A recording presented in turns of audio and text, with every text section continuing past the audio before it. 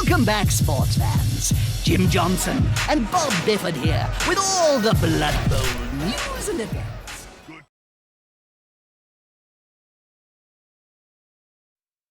Hi there guys, the Undead beta is here and it looks awesome because not only do we get the Undead, we also get some serious improvements to the game.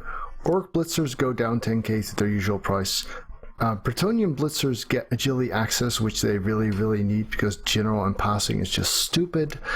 The maximum number of teams that you can have goes up from 25 to 40, and crucially, the maximum team value difference in open matchmaking goes down from 1 million team value to 500k. Now that is a big deal. That is going to fix a lot of the issues people have been experiencing in the COL. So it's very nice to see Cyanide listen to customer feedback on a lot of different aspects. Now, having said all of that and being very happy with this, let's have a look at the Undead. So the Undead are what you would call a betweener race. They're not quite hard bash, but they're not quite a baller race either. They can do a bit of both.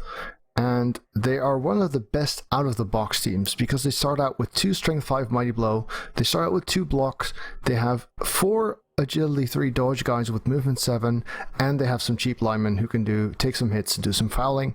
So all in all, a very well-rounded starting team. A good recommendation for new coaches, also a great pick for a low team value tournament.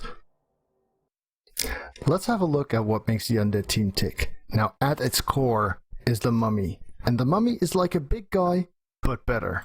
So the Mummy, like a big guy, has got Strength 5, Mighty Blow, Armor 9, Regeneration, but no Loner. That means you've got a reliably hitting Strength 5 Mighty Blow right off the bat. That is a huge asset in anyone's game. So I like their look.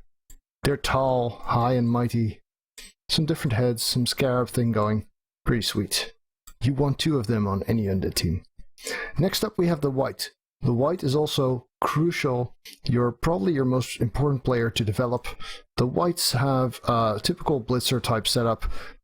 Movement 6, Strength 3, Agility 3, Armor 8, Block, Regeneration also because they're Undead. General and Strength access means that you can turn these into some serious heavy hitters. Mighty Blow, Tackle, Piling On, maybe a Frenzy, maybe a jump up on doubles. Those are the kinds of skills that you want to look for in this guy. Guard, of course. And these will be your main killers once they're skilled up a bit. So try and send some touchdowns their way. You definitely want 2 of these as well. The Ghouls are more your ball carrier, your problem fixer, your defender sometimes. You can have up to 4 of them. Some people like having all 4, some people play with a bit less. I like having the 4 Ghouls to begin with. So they've got movement 7, strength 3, agility 3, armor 7, dodge. Now they do have general and agility access, so typically you develop them like you would an elf. Block, sidestep, maybe block, sure hands. Some people like building 1 into a defender with wrestle, tackle, strip ball. That's good. These guys have armor value 7 and they do not have regen, and your team does not have an apothecary. That means that these guys will die. They are just very short-lived. While they live though, they can become good, especially if you roll some stats on them. Movement is good, strength is good, agility is good. Stats are great for them. Doubles can go either guard or mighty blow. Either works, neither is ideal. Stats are much better for the Ghouls. Prepare to lose them a lot though. I like having 4 of them, so let's go with that for now. If you have 3 Ghouls, then you can afford to have 3 rerolls. If you have 4 Ghouls, then you can afford to have 2 rerolls. But with 4 dodge and 2 block on your team, you don't really need rerolls all that much. For linemen, you have the choice between zombies and skeletons. Both of them work. Usually people prefer the zombies, I do as well. Armor 8 is just great. So the zombies are 4, 3, 2, 8, which means they're slightly slower than the skeletons, but more armored. And of course they have regen. Skeletons are movement 5 and armor 7. They do have thick skull, which means that against claw they're actually sturdier. So at very high team values it might be useful to put the skeletons on the line because you're facing a lot of claw. Also they make better foulers, and fouling is something that Undead excel at. Fouling is really your bread and butter. Get a dirty player ASAP. well, don't focus your skills on them, but the first zombie or skeleton whose skills gets dirty player. Having 2 or 3 or even 4 dirty players is not bad, as long as you grow your bench accordingly. Growing your bench, by the way, is something that can happen on its own, because if one of your players kills an opponent player and he's not a stunty or a strength 5 or higher, that player will become a new zombie on your team. So between that mechanism and regeneration, Undead are usually quite rich, which means that you can afford to burn some money on inducements every once in a while. So on this setup you will want 12 players. In this case I'm going all zombies. You can take a skeleton and hope to make him a fowler. I just prefer the zombies approach. This leaves us 140k, which is good because our rerolls are quite expensive, so we can get 2 of them. There is no need for an Apo because we have regeneration and the necromancer. Alright, that's the starting undead roster right there. One thing that's different about undead or regeneration teams is that rather than being able to hire a wandering apothecary, you can hire an Igor instead.